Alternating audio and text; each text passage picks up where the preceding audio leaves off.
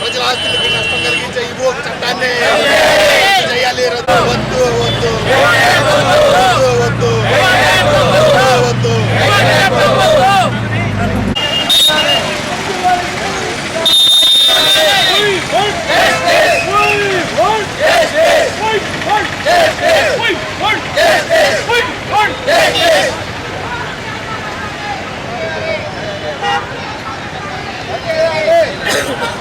ప్రజల ఆస్తులకు భంగం కలిగించే నూతన చట్టాన్ని రద్దు చేయాలి. ప్రజల ఆస్తులకు భంగం కలిగించే నూతన చట్టాన్ని రద్దు చేయాలి.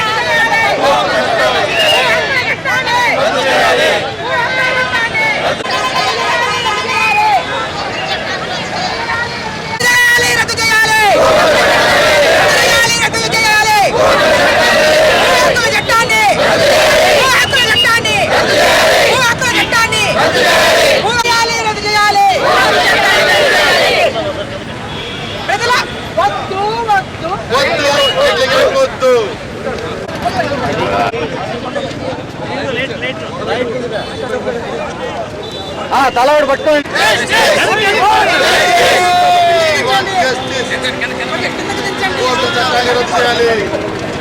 చట్టాన్ని రద్దు చేయాలి.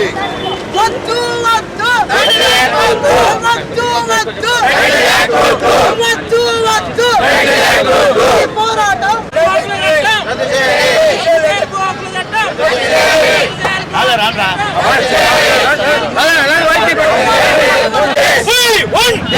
రద్దు చేయాలి. భూ హక్కుని రద్దు చేయాలి. ల్యాండ్ యాక్ట్ని రద్దు చేయాలి. ల్యాండ్ యాక్ట్ని వద్దులేని న్యాయ ఐక్యత, వద్దులేని న్యాయ ఐక్యత.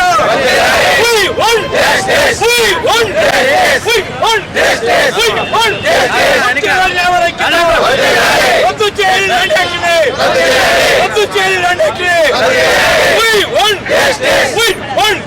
ఈ చట్టం 2022లో అక్టోబర్లో వచ్చింది. అక్కడి నుంచి మొన్న అక్టోబర్ నుంచి అమల్లోకి వస్తుందని చెప్పడం జరిగింది. ఈ చట్టంలో 512 జీవో ప్రకారం ఈ చట్టాన్ని ప్రభుత్వం చెప్పటం అయితే ప్రజలు చాలా నష్టపోతున్నారు. కోర్టులకు వెళ్ళి సమస్యలు పరిష్కారం కావట్లేదు. అవన్నీ మేము సత్వరం పరీక్ష చేయటం కోసం ఈ చట్టాన్ని తీసుకొచ్చాం, మీకు చాలా ఆదాయం కలుగుతుంది అని చెప్పడం జరిగింది. కానీ ఇదన్నీ తప్పు. మసిబూసి మారేడుకాయ చేయటం ఎలా ఉందో అలా చేస్తుంది ప్రభుత్వం. ఎందుకనంటే ఈ చట్టం ప్రకారం పవర్స్ అన్నీ కూడా న్యాయశాఖ మీద, న్యాయం మీద అవగాహన లేనటువంటి ఒక వ్యక్తుల చేతుల్లోకి వెళ్తుంది. ఆ వ్యక్తి ఏం చేస్తాడు, రికమెండేషన్స్ కానీ, డబ్బుకు కానీ, ఎవరైనా అధికారులు చెప్పిన దానికి కానీ ఎక్కువ లొంగిపోయి తనకు వచ్చిన చట్టాన్ని చేస్తాడు.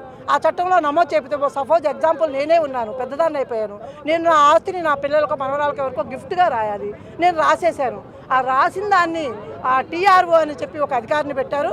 ఆ అధికారి దగ్గర నమోదు చేసుకొని అందులో రిజిస్టర్ అయితే అప్పుడు మాత్రమే నా పిల్లలకు వస్తుంది, లేకపోతే వాళ్ళు ఎక్కడ చేస్తే వెళ్తుంది. పోనీ దాని మీద సమస్య వచ్చిందని కోర్టుకు వెళ్ళాలి అంటే కోర్టుకు వెళ్ళడానికి హక్కు లేదు.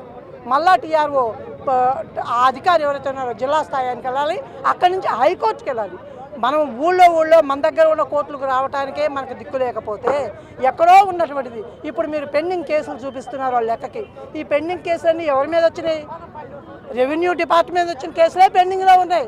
ఈ రెవెన్యూ డిపార్ట్మెంట్ మీద కేసులు ఎందుకు వచ్చినాయి? వాళ్ళు చట్టాన్ని సరిగా చేయనందువలన. అదే చట్టాన్ని తీసుకెళ్ళి వాళ్ళ చేతుల్లో కనుక పెడితే ప్రజలకు తీవ్ర అన్యాయం జరుగుతుంది. వాళ్ళకి ఆస్తి ఉందో లేదో, ఎప్పటి నుంచో జరుగుతున్నటువంటి అన్యాయాన్ని సరిదిద్దుకోవడానికే మనకు అవకాశం లేకపోతే ఇప్పుడు కొత్తగా పూర్తి అధికారాలు తీసుకెళ్ళి ఎంఆర్ఓ చేతిలో, టీఆర్ఓ చేతిలో పెట్టినందువలన ఎలాంటి సౌలభ్యం లేదు. దీనివల్ల లాయర్లకు అన్యాయం జరుగుతుంది, వాళ్ళకి కేసులు రావు. అందుకని డబ్బులు సంపాదించుకోవాల్సి వచ్చిందని లాయర్లు బయటకు వచ్చి ఇదంతా చేస్తున్నారని ప్రభుత్వం బురద దాటానికి ప్రయత్నం చేస్తుంది. ఇది తప్పు. ఏ లాయరు కూడా ఎవరైతే ఫిర్యాదుదారు ఉంటాడో వాళ్ళ ఇంటికి వెళ్ళి కేసు ఇవ్వమని కోరుకోండి.